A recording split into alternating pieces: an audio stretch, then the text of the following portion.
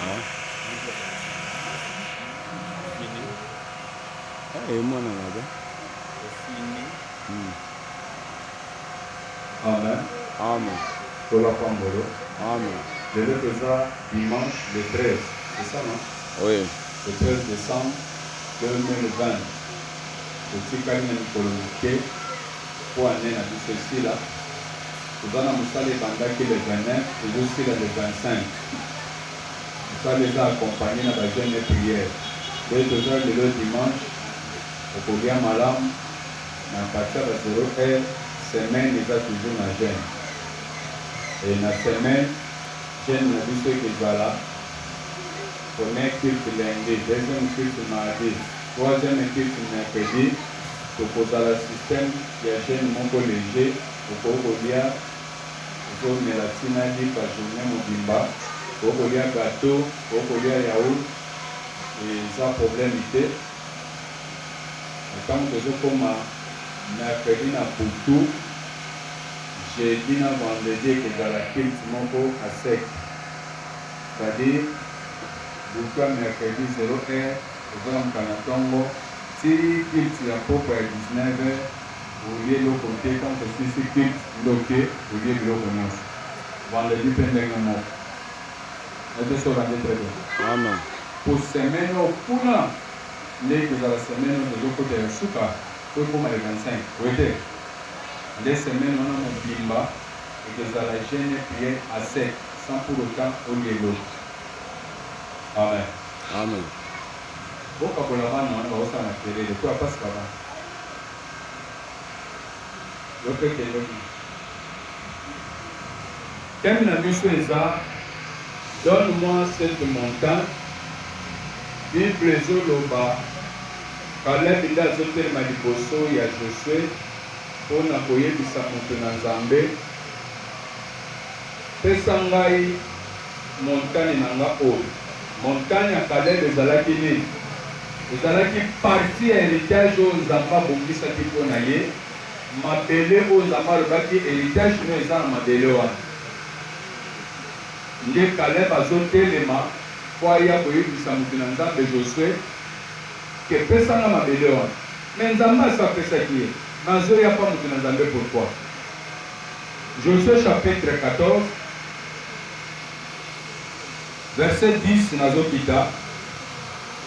Maintenant voici, l'Éternel m'a fait vivre comme il a dit. Il y a 45 ans que l'Éternel parlait ainsi à Moïse lorsqu'Israël marchait dans le désert. Et maintenant, voici, je suis âgé aujourd'hui de 85 ans. C'est-à-dire, pour la promesse, nous avons fait ça qui est beaucoup fan. Pour la femme de la Bible. Promesse, nous avons fait ça qui est pas Yakaleb, que n'a pas si on a besoin. Pour la jour, nous avons fait si jour mon polo le Caleb a se ressaisir à tel ma pas l'andela promesse wana Bible zoloba et ça là qui 45 ans, c'est-à-dire 40 ans ya ça qui nango na espace il y a 45 ans on a posé la promesse et pour totaliser combien 85 ans. Est-ce que ça va très bien? Amen. C'est que Azaki n'a pas écouté à moi 40 ans, mais promesse il y a bandu au Zélangois, Zéli, et ça dit 45 ans à zuiter. Comme pour dire quoi? Donne-moi cette montagne. Moutounion Sazawa, Azan héritage aux Zambachakatnaï. Yakale Bezalaki, Mabelo Zamba Bomisaki, mais il y a eu Koko Zala Misala Néo Zoloba, il y a eu Koko Zala Voyage, il y a Moutoumoussé Koko Zala Ministère. Mutumusuke kwa zala kotana baklesa minene kwa bima mutumunene. Ya Joseph ezalaki ka kozala mokonzi ya ko gouverner. Est-ce que très bien? Amen. L'héritage Nzambe tient na kati ya Joseph. C'est-à-dire mutu nyonso ndenge zawa. Aza na héritage Nzambe tient kati na ye. Mais na ningi to comprendre phase oyo tozo toucher eza phase nini? Nzambe apesi yo promesse. Nzambe azali makambo aloba na vie na yo. Mais zana binako Nzambe tient na bavie ya bato po kokisama mutu fa luka sala quelque chose oyo koki kosala ke et permettre aussi babilaton. C'est-à-dire il faut mutu apprendre conscience ya kotelema po aluka asalisa bilaka wana. Bilaka eza nango nzambe atie na kati ya nzoto na yo. Mais eza na bilaka ekesala te soki otelemi te. Alléluia. C'est que par là nous pouvons comprendre que promesse oyo nzambe atie na kati ya bato, nzambe aza lisusu na obligation te ya koya kolandela mpo yango esala. Mais mutu oyo azwi bilaka nde akomi na obligation ya kos'impose ya kotelema mpo aluka asala nini akende kosimba bilaka. Yoka Bible ndenge ezoloba na verset 11. Je suis encore figuré comme au jour où Moïse m'envoya. J'ai autant de force que j'en avais alors, soit pour combattre, soit pour sortir et pour rentrer. Donne-moi donc cette montagne dont l'Éternel a parlé dans ce temps-là, car tu as appris alors qu'il se trouve des Anakim et qu'il y a des villes grandes et fortifiées. L'Éternel sera peut-être avec moi et je les chasserai comme l'Éternel a dit. Alléluia. Amen. Ce qu'on a dit à l'obéli, à Caleb Plasoyo, c'est que malgré la promesse de Zalaki, mais pour la Simbango, ce n'était pas facile. Oui ou non? Oui. Bilaka Beleza na kati ya fina biso tozao. C'est pas facile pour Simbango, c'est pas facile pour posséder Ango. Malgré Nzamba tia bilaka na fina yo, yo zana obligation matérialiser Ango. On sala quelque chose. Ouais, pour permettre que l'eau Nzamba loba aussi Simbango. Je vais vous faire comprendre ce matin. Phase de continent, et dans phase il y a prise de conscience par rapport à nos promesses. C'est-à-dire que tu faut comprendre que l'eau Nzamba loba kona Simbango. Mais zana makambo, ce qu'on combattre te, moi je suis Simbango ezate. Moko na moko wa, tozana bitumbo esengeli muta comprendre. Mutu nyonso azana bitumba na sena mabele epai ya bato nyonso tozovivre na bango. Epai ya famille botami na ye na bango, epai ya bato nyonso tozovivre na kati ya mokili. Eza bitumba toza nango. Deuxième combat oyo mutu fa se ressaisir nango eza nini? Mutu fa kende koluka mpe koganye Nzambe, combattre devant Dieu mpe convaincre Nzambe. Alléluia. Amen. Alléluia. Amen. Et ezalaki na motu moko na kati ya Bible. Naza mokuse ce matin. Nazolinga kaka na stimule po semaine oyo. Eza semaine ya force. Ke motu fa luka combattre. Eza na bilaka soko bundi to kozwa ngo te. Eza na motu moko bazobeta lisolo na kati ya Bible. C'est qui? C'est Jacob. Jacob avant botama, Nzambe atia ba promesse. Nzambe atia bilaka koloba ke Jacob akodomine kati na yana ye. Na famille azobotama ya kozala likolo babiso bazala na se. Bible azoloba na ntango babotami Jacob akangi meme lokola yana Esawu mpona kompeshe ye ke yo kokende te ndaka. Babotami bazopesa moko koma na Esawu. Esawu pour dire quoi? Mwana abotami aza na bapoile. C'est-à-dire Esawu azalaki moto ya bapoile nde bapesa Esawu. Jacob azobotama akangi lokola ndeko na ye. Bible ezoloba bapesa Jacob pour dire quoi? Ye alingaki abotola ke yabima liboso yango akangi ndeko. C'est-à-dire oyo abana kozwa makambo na makasi ebimisi bitumba par rapport ya kombo bazobenga ye. Tokozongela kombo na Mateya oyo tolobaki ntango tozokota na janvier awa. So bazoloba ke Jacob ezotalisa ke ye aza mobotoli ye alingaki azwa na makasi nde okuti vi nyonso ya Jacob etalisi kaka bitumba na bitumba. Mais Bible ezoloba nini? Nalingi to se comprendre. Genèse chapitre 32. Genèse chapitre 32, verset 24 à 28. Jacob demeura seul. Alors un homme était avec lui jusqu'à la levée de l'aurore. Voyant qu'il ne pouvait le vaincre, cet homme ne frappa la moitié de la hanche. Et la moitié de la hanche de Jacob se démit pendant qu'il était avec lui. Jacob n'a kolongwa et pas bokilo. Neno nzambe tsaki longwa zonga. Jacob abandi kozonga na kokoma na nzela yoki ke ndeko ne pesa wa zoya.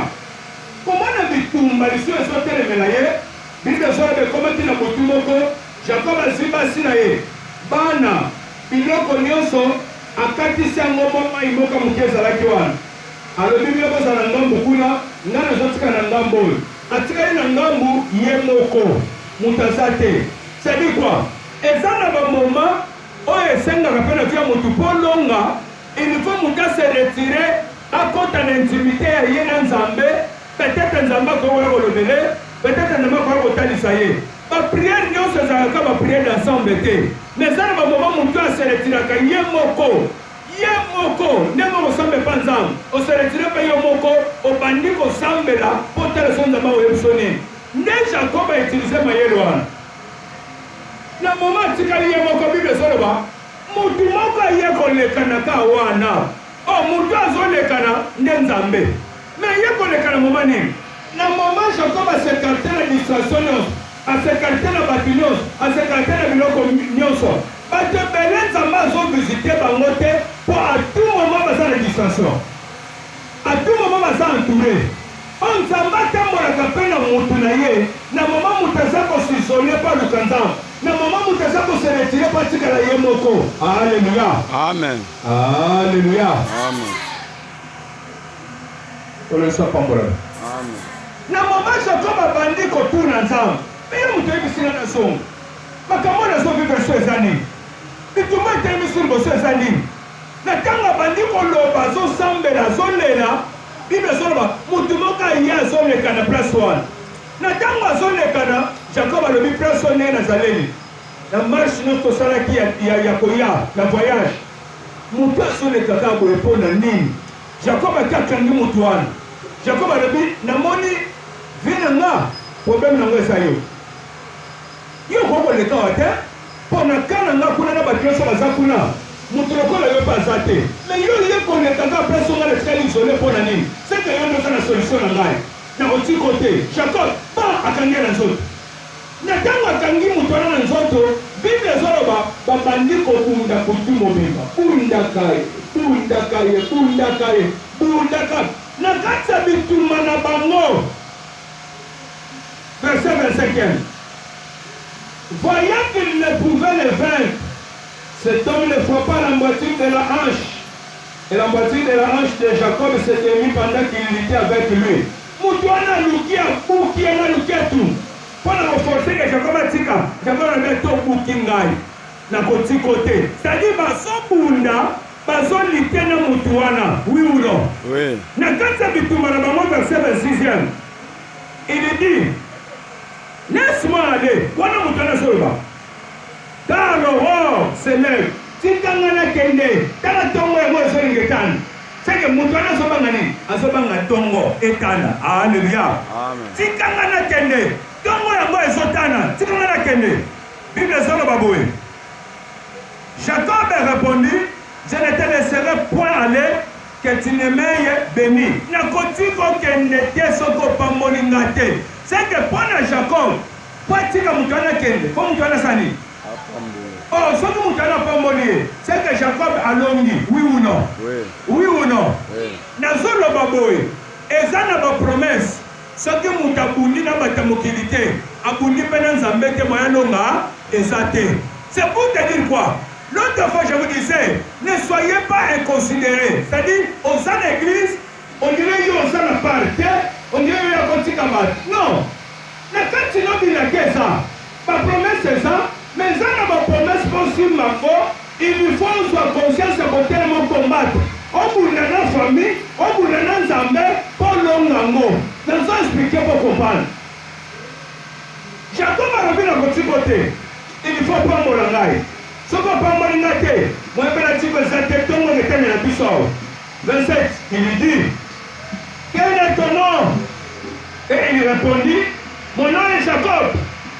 Et il dit encore, ton nom ne sera plus Jacob, mais tu seras appelé Israël. D'accord, le caca était en tant qu'enseignant.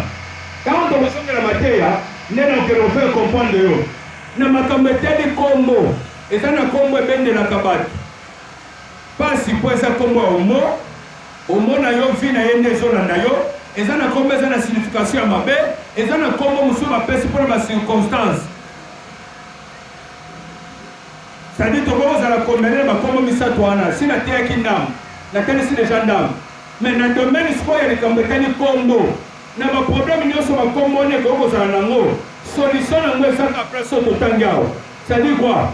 Nzambe ayaka et pas Jacob alobi kombo ezala lisusu Jacob te, mais comment faire changer? C'est-à-dire soki kombo eza mabe, position nango eza mabe, bachangeaka yango. Alléluia. Amen. Bapurifiaka yango te, eza na délivrance mosusu te soki ezaka kolongola kombo mabe mpe kozwa kombo malamu. C'est pour cela notre évangélisation quoi? Nzambe veillaki na sa personne. Kobotama ya Yesu Nzambe veillé, Yesu azobotama malobi Emmanuel Dieu parmi nous.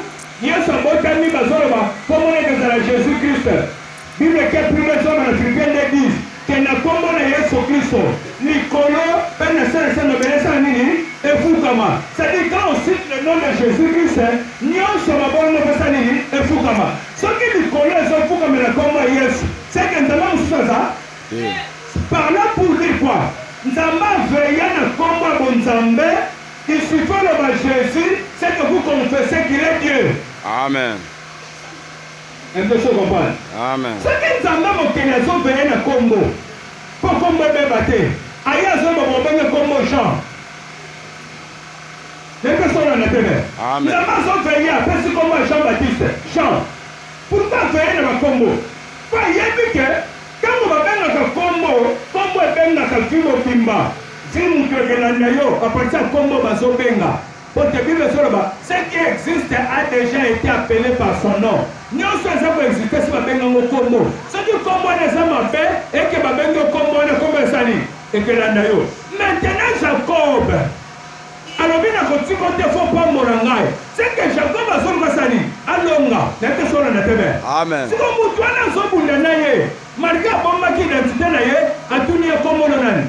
Elle dit c'est comme on a Jacob. Elle dit comment on a sous Jacob. Ton nom ne sera plus Jacob, mais tu seras appelé Israël. Car tu as lutté avec Dieu et avec les hommes et tu as été vainqueur. Alléluia. Amen. Alléluia. Amen. Tu as lutté avec Dieu, tu as lutté avec les hommes et tu as été vainqueur. C'est-à-dire Jacob, Nzambe mutaso kende ko reconnaître. Azoloba obundi na Nzambe, obundi pe na batu, Jacob obimi molongi. C'est pour dire quoi? Semaine tozo kote eza semaine ya combat, semaine ya victoire. Eza na batu, il faut babunda pour passer ma promesse na bango. C'est-à-dire obundi na mokili, obundi pe na nani na Nzambe. Kobunda na mokili c'est-à-dire quoi? Tomonte même sonance na ma famille. Kalama ya telemi bosa Joshua comme prophète. Azabi saye, pesa ngai ngomba na ngawana. Na yebi ke banakini bazakuna, bata makasi, bata Jericho, bazakuna, bazapana bambomba vile makasi, oyo eza sécurisé. Mais pambo na ngai na kende, na yebi sakibino, l'homme de Dieu akaza na mbongo te. Mais azana pouvoir ya konvenir yo, potambola na victoire wana. Amen. Joshua zola Jacob, Kalema zola. Pambola ngai, pesa ngai mbomba wana. Peut-être Nzamba kozala na ngai, soko pamboli ngai. C'est pour dire quoi? Ce qui ne sont pas bénédiction, Nzamba osani, accompagner ma pona longango. C'est que Kalami malgré promesse ezalaki aye, mazalaki na obligation kokende kopeka batafili wana, achasser bango pa zwango. Amen. Na lobibo. Malgré promesse ezalaki aye, mais Kalami azalaki obligé ya kokende kokunda. Na kati ya Hebron, kobeta bango, kolanda bango bakima, po yesani, a récupérer les tâches na ye, ndenge moko na yo. Ozo obligé ya kolite na batu, kolite na mokili, kobunda bitumba famille, obimi na famille batu banaisisaka te, batu babalaka te, batu basimbaka bosi na bango te. Soka te ozwi okokweya lobi, c'est-à-dire nyonso Nzambe abongisa comme héritage, kozala mutu munene, obandi komata fo bazongisa nsima. Bible ezotalisaka, il faut lutter, dominer, frapper bitumba wana, bitumba wana ekweya tika yo. Siko basoloba, il a lutté avec Dieu, c'est sorti vainqueur. Comment lutter avec Dieu? Amen. Est-ce qu'il faut sikoyo na terminer ensemble, na terminer le mois, sikangai, kende, le mois pour liboso na ngai, pourquoi Nzambe so bloquer ngai, na zotinika moto tumba Nzambe? Non! Lutter avec Dieu, c'est-à-dire quoi? Awa, Jacob a kangi Nzambe na côté. ce qu'on peut me gâter. C'est-à-dire quoi? Devant Dieu, pour lutter avec Dieu qu'on a eu, il faut qu'elle ne convainque Nzambe jusqu'au point que Nzambe réponde yo. Amen. Est-ce que vous comprenez? Amen. Est-ce que vous comprenez? Amen. Lutter contre les hommes, et ça comme vous avez toute ma famille, kokata balien, comme vous avez tout ma bandoki, kolonga bango, comme vous avez tout notre satano, oya utilise kabat, au vaincre ngo, wana c'est lutter contre les hommes. Oh, problème n'a biso ça makila n'a biso no stop minango, na marche n'a biso to sai na mokili. Mais lutter contre Dieu, on peut Nzambe te po ene mokili na yo, mais ça kokende, kotungisa Nzambe jusqu'au point que Nzambe a cédé na faveur na yo, a répondre yo, ne Jacob a yebisi na koti côté soto répondre nga te. Semeno, toujours lutter contre les hommes, toujours lutter contre Dieu. Ton côté quand Nzambe te soka répondre biso te. 45 ans il est kaki, et ça qui te pour Nzambe ça qui fautif, non. Mais il a fallu Caleb Nassani. A tellement pour nous récupérer en haut. Yo père, il faut tellement pour ma Nzamba le Bessanene et Salema. Tellement du colloque de la prière. Aux autres ne coopèrent